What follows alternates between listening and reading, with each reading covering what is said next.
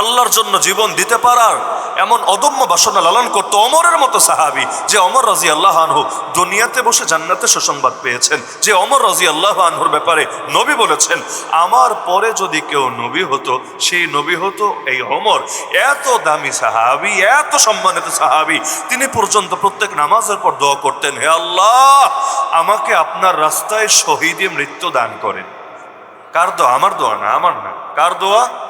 আমিরুল মুমিনিন খলিফাতুল মুসলিমিন ওমর রাদিয়াল্লাহু আনহু, অর্ধ জাহানের বাদশা যিনি, তিনি দোয়া করেন, আল্লাহ আমাকে আপনার রাস্তায় শহীদে মৃত্যু দিয়েন। এই দোয়া কবে করেছি বলেন? আমরা এই দোয়া কবে করেছি বলেন? আল্লাহর কাছে শহীদে মৃত্যুও তো আমরা চাই না। কেন? মরতে ভাল লাগে না, বাঁচবে বাঁচবে চিরকাল বাঁচবে। অথচ মুসলমান যতদিন সবাই মিলে মরতে চাইতো, গোটা দুনিয়ার বুকে তারা মাথা উঁচু করে দাঁড়িয়েছিল। আর যখন সবাই মিলে বাঁচতে চায়, তখন সারা দুনিয়ায় শুধু মায়ের খেয়ে খেয়ে মরতেই হয় আর মরতেই হয় আর মরতেই হয়। আজও ফিলিস্তিনকে রক্ষা করার জন্য সবাই যদি কাফনের কাপড় গায়ে দিয়ে ময়দানে নামতো, আপনার কি ধারণা সবার মরা লাগতো না সবার বাঁচার ব্যবস্থা হতো? আজকে ফিলিস্তিনের পাশে কেউ দাঁড়াচ্ছে না, কালকে আপনার কপালেও যদি একই পরিণতি নেমে আসে, দেখবেন আপনার জন্য অন্যরা কিন্তু দোয়া ছাড়া কিচ্ছু করছে না। অথচ দোয়া দিয়েই যদি সব হতো, আমার নবীকে বদরে যাওয়া লাগতো না, উহুদে যাওয়া লাগতো না, খন্দক তাবুক হুনাইনে যাওয়া লাগতো না, 27টা যুদ্ধ করা লাগতো না, যুদ্ধের ময়দানে গিয়ে ক্ষুধার জ্বালায় পেটে পাথর বাঁধা লাগতো না, আমার নবীকে মক্কা ছেড়ে মদিনায় হিজরত করা লাগতো না। শুধু দোয়া দিয়ে হয় না রে ভাই, দোয়াও লাগে, দাওয়াও লাগে।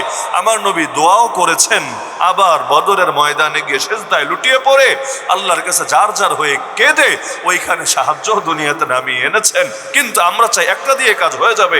তা আজকে ইসরায়েল মারে ফিলিস্তিনিরে, 2 দিন পর আমাদের পাশের গরুর মুদ খেয়ে বড় হওয়া লোকগুলো আমাদেরকে মারবেন, এর কি গ্যারান্টি আছে?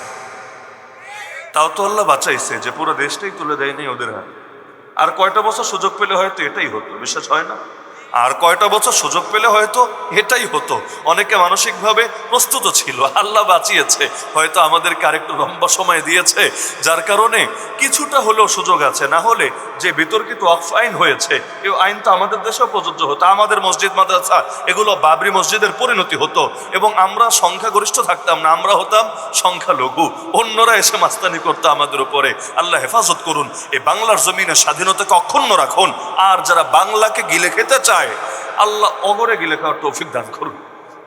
মানে যে খেতে আসে তারে খেয়ে দিলে ভালো না? যে আপনারে খেতে চায়, আপনি যদি উল্টাতে রেখে দেন, এটাই তো সহজ তরিকা। কুত্তা এসেছে কামড়াতে, আপনি রাবারানি দেন, ব্যাস দূর হয়ে যাবে। আর যদি আপনি শিথিলতা দেখান, আপনাকে কামড়ে খুব ভালো মজা পাবে। তো সুতরাং সবাই রে মিষ্টে মিষ্টে কথা বললে হয় না, মাঝে মাঝে মুগুরের বাড়িও লাগে। তো এখন বলছিলাম, সারা দুনিয়াতে মুসলমান যে মায়ের খাচ্ছে, জুলুমের শিকার হচ্ছে, সমাধান কি?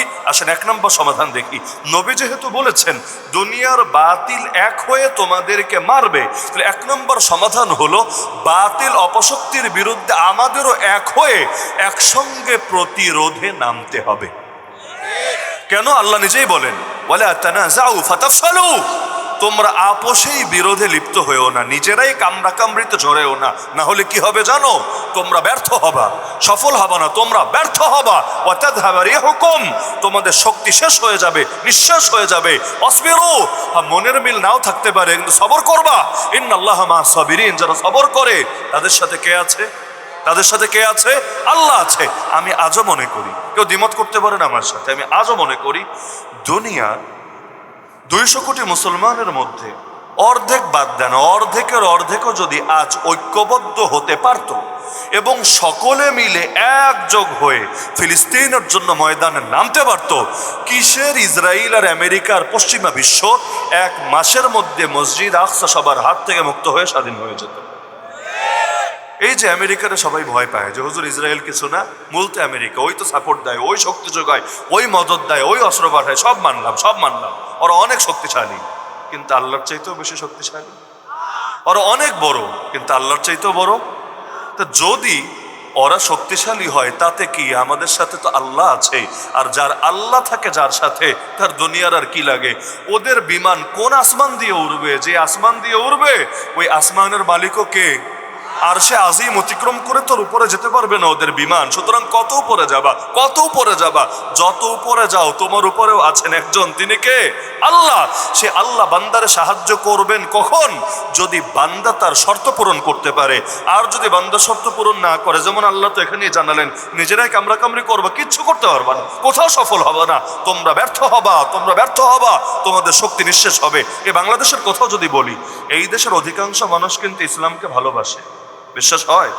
এই দেশের, আপনাদের বিশ্বাস তো হওয়ারই কথা, এই দেশের অধিকাংশ মানুষ ইসলামকে ভালোবাসে এবং অধিকাংশ মানুষ ইসলামের জন্য কিছু করার স্বপ্ন দেখে। ঠিক মতো যে নামাজ পড়ে না, ও দেখবেন মাঝে মাঝে মসজিদে দান বাক্সে টাকা পয়সা দান করে। ঠিক মতো যে নামাজ রোজা করে না, ও একজন আলেমকে দেখলে সালাম দেয়, মহব্বত আদান প্রদানের চেষ্টা করে। এই দেশের অধিকাংশ মানুষ যদি ইসলামকে ভালোই বাসে, আজও পর্যন্ত বাংলাদেশে ইসলাম বিজয়ী হলো না কোন দুঃখে? সবাই তো ভালোই বাসে। নাস্তিকতাকে কয়জন ভালোবাসে? বাম আদর্শকে কয়জন ভালোবাসে? হিন্দুত্ববাদকে কয়জন ভালোবাসে? কিন্তু ওইগুলোই এখানে ঘুরে ফিরে মাথার উপর সওয়ার হয়। তো যাদেরকে সবাই ভালোবাসে, যেমন এখানে যারা আছেন এই হাজার হাজার মানুষের মধ্যে তাসলিমা নাসরিনের ভক্ত এক পিছু আছে? আচ্ছা এটা বাদ দেন, পুরা বানিয়াচং তন্ন তন্ন করে খুঁজলে তাসলিমা নাসরিনের ভক্ত এক পিছু পাওয়া যাবে কিনা আমার সন্দেহ আছে, আমার সন্দেহ আছে। কিন্তু আলেম ওলামাকে ভালোবাসে এমন লোক বানিয়াচংয়ে, এক বানিয়াচংয়ের ঘরে ঘরে আছে। তাহলে যদি সবাই ইসলামকে ভালোই বাসে, তাহলে বাংলাদেশে দিন বিজয়ী হচ্ছে না কোন দুঃখে?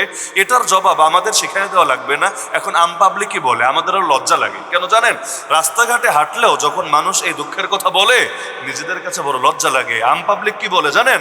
বলে আপনারা হুজুররা এই ক্রাইসিসের টাইমেও যদি অন্তত এক হতেন, সব ইসলামী দলগুলো, ইসলামকে যারা ভালোবাসে, আপনারা যদি খালি এক হতেন, দেখতেন পাবলিক কিভাবে আপনাদের প্রতি ভালোবাসা উৎসর্গ করে। কিন্তু আপনারাই তো এক হতে পারেন না, তো পাবলিক কার পক্ষে যাবে আর কার বিপক্ষে যাবে? কি বলে না?